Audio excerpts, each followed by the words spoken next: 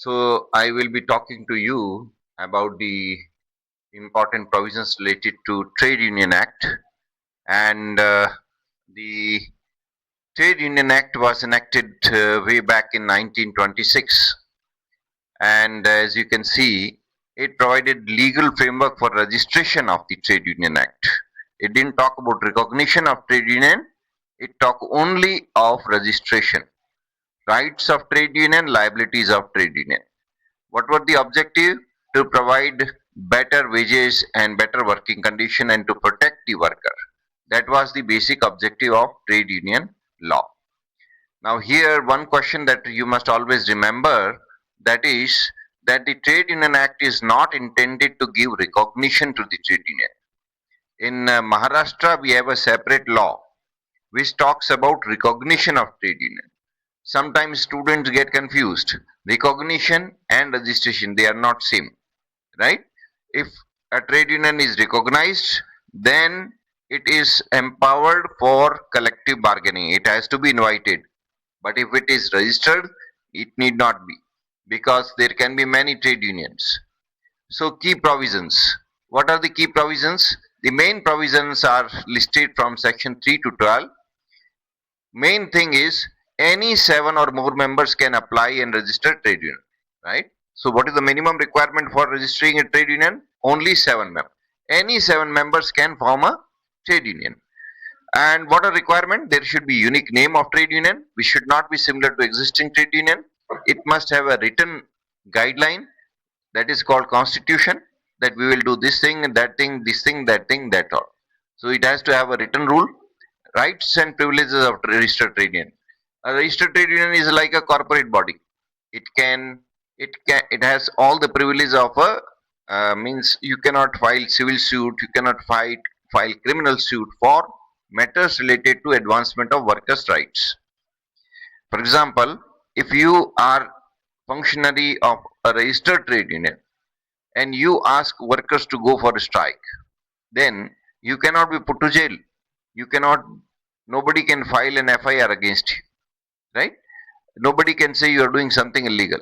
That is because you get immunity from corporate criminal matters related to trade union activity, and you get immunity from civil suit on matters related to, again, trade union trade dispute.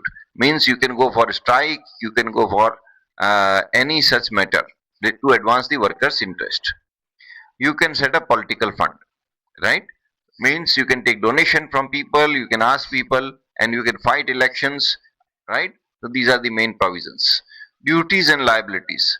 Trade unions have the duty that they should act only for lawful purposes, as like they can ask for increase of wages, they can ask for welfare of the workers, they can ask for activities whereby they can advance the interest of the workers.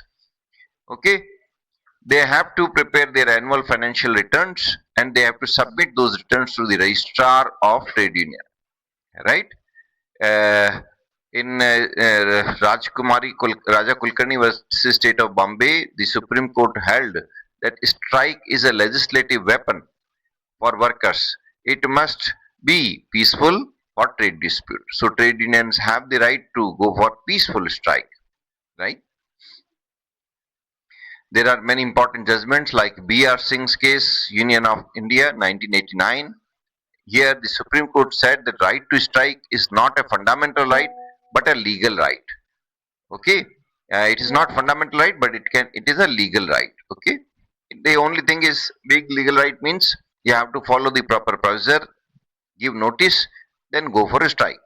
Government can impose restrictions if it is essential services. Essential services are like government has listed down some services as essential services. That is, essential services include hospital, electricity, drinking water supply, and uh, similar kind of or telephone services. These are all part of essential services. And if it is essential services, then the government has the right. Government may grant permission, government may not grant you permission for strike. Moreover, in essential services, you have to give proper notice. Question is, does the government employees have the right to strike? The court held that the government employees do not have any legal or fundamental right to strike. They can be dismissed for going to strike. This was decided in a case. Another important case law is Hindustan Lever Employees Union's case. In this case, it was emphasized that trade unions have the right to be heard in decisions affecting workers. So this is like if a company is going for a merger or if a company is going for restructuring, then trade unions have the right to be heard. So this is how trade unions have an important role, right? Uh, this is one practical question for you. The bank employees go on a sudden strike demanding higher bonus. Strike turns violent, bank properties are damaged. The bank issues the bank sues the union leaders for losses. Question: will the union leader be protected under the law? A general answer is yes. That probably because, but here bank falls into essential services. Bank, hospital, post office, electricity department, all these are part of essential services. They have to give proper notice. They have to keep, and moreover, it's the duty of the trade union leaders to not to resort to violence. So the final answer is the immunity from civil suits is only for acts done in contemplation or furtherance of trade disputes. Violent acts and destruction of property are illegal and are not protected. Bank can sue them. This is the answer. Let's take another case study. The workers of a trade union use 5 lakh rupees from general fund to support political party. Can it be used? Answer is no. General fund cannot be used for political purpose. They have to create separate political fund, and if they have created a separate political fund, they can use this political fund for advancement of political purposes. That means every trade union has to create two funds. One is general fund, one is political fund. General fund can be used for their administrative expenses only, not for political purpose. Political fund can be used for advancement of political interest. These are some questions for you. A group of 20 junior engineers in your company submit a letter saying they have formed Young Engineers Association, demand recognition for wages. Well, workers have the right that they can form a trade union. If it is registered trade union, they can ask for recognition. The Trade Union Act does not make it mandatory for employers to recognize a trade union, and there is no such provision. But it is better if you recognize a trade union, the relation between trade union and company improve. I have already mentioned in Maharashtra there is a separate provision, separate law, which is for recognition of trade union. If one-third of the trade union members, one-third of the members of the organization are in a trade union, then you have to compulsorily recognize that. That is the applicable only in Maharashtra. Next question: your factory's registered trade union calls for peaceful tools down strike for 2 hours to protest the suspension of a colleague. Right? In this case, this is if there is a genuine dispute, workers have a right to go for peaceful strike. They can they get immunity, civil and criminal immunity. They have the right. They can ask, right? So better that you have a talk with the trade union leader. You can invite trade union leader to discuss the suspension case, right? And this is actually the right of the trade union to call for a peaceful meeting. Next question: you discover that the trade union president, who is also an employee, is spending 4 hours every day on union activity during office hours. Remember, workers, trade union leaders cannot use their office time. They have to work in their office time, right? The act does not give employees the right to do union work during paid working hours, right? In this case, trade union, you can ask the trade union leader not to use office time in such activities. Next question. During a bitter wage dispute, flyers are circulated accusing factory manager of corruption and misconduct. This is not a good action on the part of the trade union. You can ask the trade union leaders not to, you can take legal action for defamation against that individual, because this is not the proper way, right? And you can ask the trade union not to resort such kind of activity. A rival union, newly registered, approaches you claiming that now you have more members than the existing recognized trade union. They demand, in this case, you can take attendance. You can ask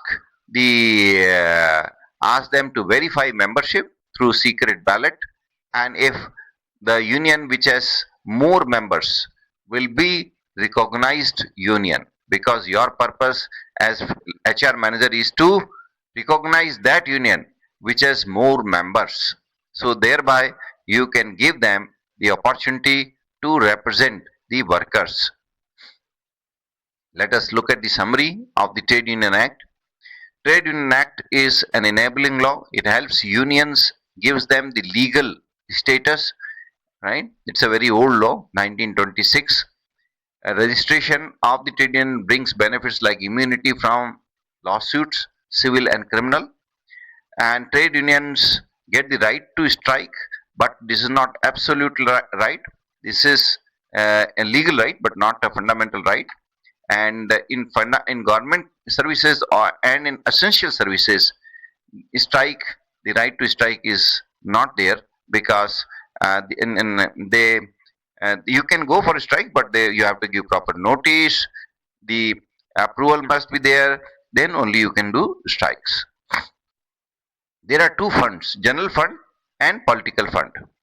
General funds are used for administrative expenses, and political fund for political purposes, right? Political fund is a voluntary fund. General fund is where every member has to contribute.